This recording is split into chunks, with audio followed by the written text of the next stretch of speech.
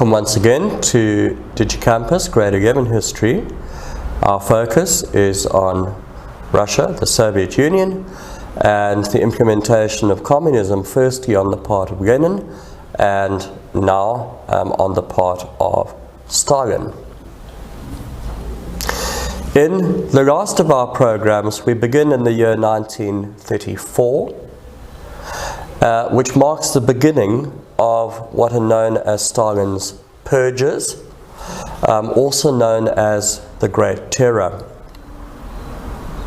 And we are going to be exploring the phenomenon of Stalinism. Now, in 1934, there occurred a so-called Congress of Victors, a Communist Party Congress which was held to, in this case, celebrate the achievements of the first 5-year plan. At that Congress, there were some calls for relaxation of effort, a pause, because of the extent of the sacrifice on the part of the Soviet people in achieving those gains of the first 5-year plan. I think you can imagine that those calls for relaxation were not particularly appreciated by Stalin. Somebody who was also particularly well received at that Congress and who was emerging as a rival to Stalin in terms of popularity was the head of the Communist Party in Leningrad, by the name of Kirov. I think you can now imagine that Stalin was not the kind of leader who would tolerate the emergence of a rival. In 1934, Comrade Kirov is murdered. And it seems to be the case that all clues led back to Stalin.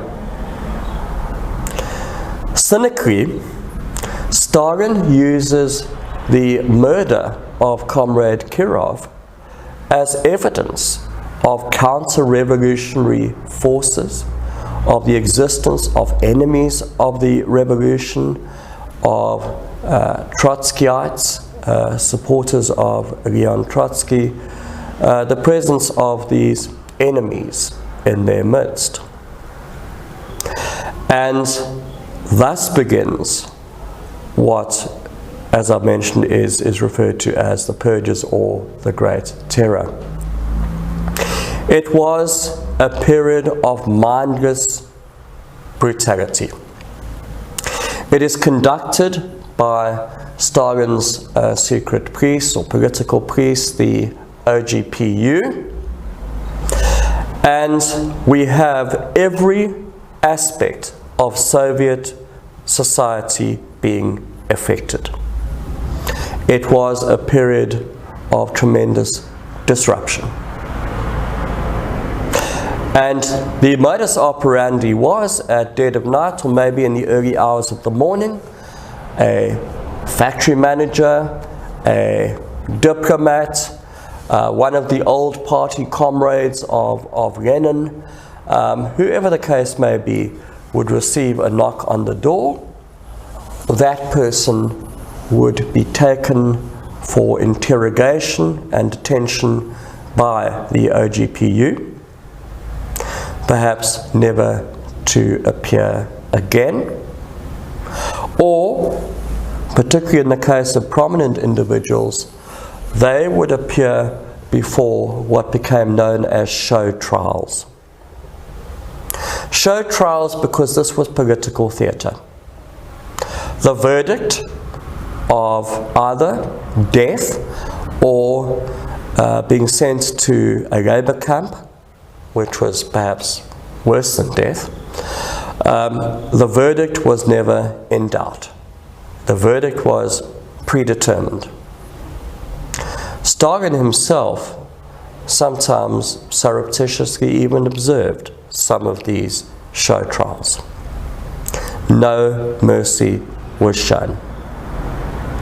Victims of the show trials also included the Purges also included the top ranks of the Russian army, the officer class, the very top ranks, the generals, the field marshals. They were decimated by the time the Germans invade in 1941, which has the effect of weakening Russian military defenses and their ability to withstand that initial German attack. I've mentioned that the diplomatic service is affected. I've also mentioned that factory managers could suddenly disappear with the consequences of severe disruption, economic disruption as a result. You can imagine how that might disrupt the functioning of a plant. And we also have most of the party comrades, the old party comrades of Lenin, being purged. Now, what you see under Stalin, and this is an aspect of Stalinism, is you see a sort of a mindless lashing out, a mindless brutality, not necessarily directed, as had been the case under Lenin, who was ruthless, quite capable of being ruthless, but for Lenin it was directed at real political opponents, real enemies of the revolution. Under Stalin, well, Stalin saw enemies everywhere. And I think to explain the Purges and the Great Terror also in terms of Stalin's paranoia, his own psyche, the fact that he really did assume enemies everywhere. To be consigned to the Gulag Archipelago, which I've already described as being the fate of the kulaks, being the fate of those workers who might be accused of being economic saboteurs or slackers, and now the fate of victims of the Purges. The conditions there were very, very grim indeed. And it was, in many respects, a fate worse than death. Hard labor, brutal conditions, and people were literally worked to death. Another aspect of Stalinism, apart from the mindless brutality and the absolute absence of democracy within the party, neither of which is strictly acceptable in terms of communist belief or ideology. A further aspect of Stalinism is the cult of personality. And you have what we could only describe as the glorification of Stalin. Every achievement was reflected in posters, in propaganda films, on billboards, reflected as being the achievement of Comrade Stalin, the great helmsman of the revolution. This is, of course, very ironic, because under communism, we are dealing supposedly with a collective and not with individuals who are entitled to claim credit. It's supposed to be, the achievements are all supposed to be the result of collective effort. Again, this element of Stalinism, to add to the mindless brutality, the lack of democracy in the party, and now the cult of personality. These were all aspects of Stalinism which are quite often seen as a distortion or a perversion of true communist ideology.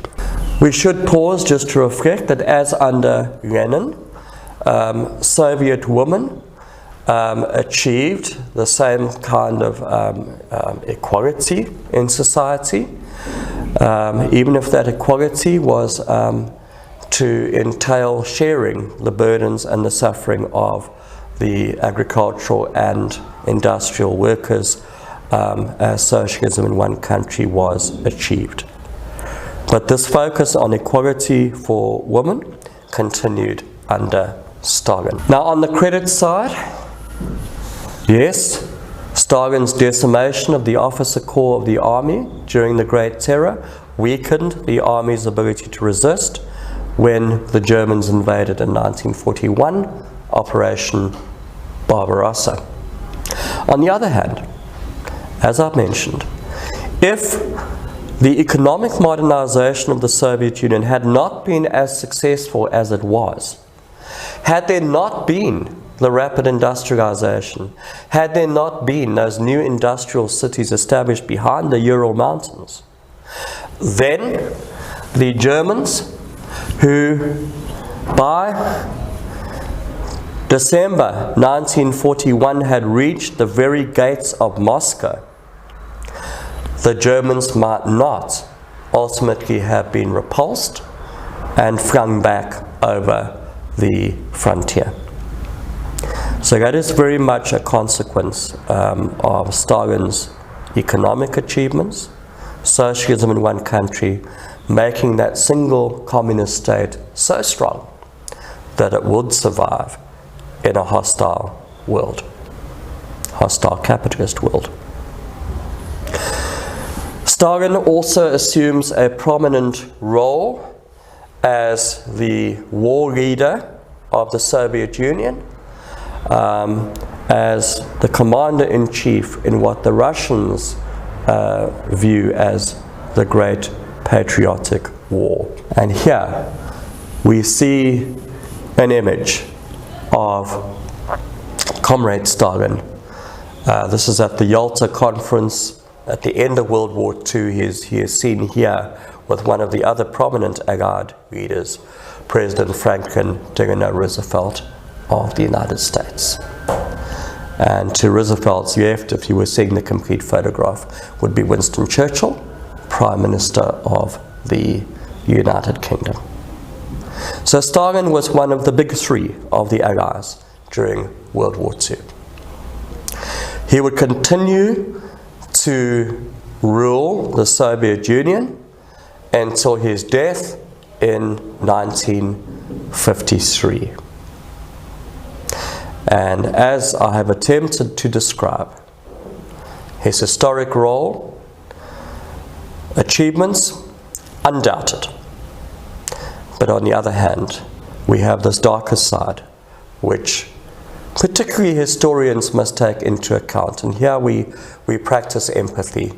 We empathize with the suffering of the kulaks, the suffering of the workers of the Soviet Union as they achieved these great tasks, and also the victims of Stalin's mindless brutality, particularly in the Great Terror. The Great Terror, which culminates in 1940 with the murder of Trotsky by one of Stalin's agents. Ironic, finally disposes of his opponent in that initial power struggle. Stalinism, on the credit side, the economic miracle.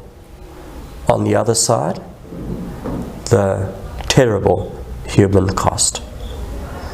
And for Stalin, as indeed for Lenin, the end, the survival of communism, the establishment of a communist society, a communist utopia, was seen to justify the means.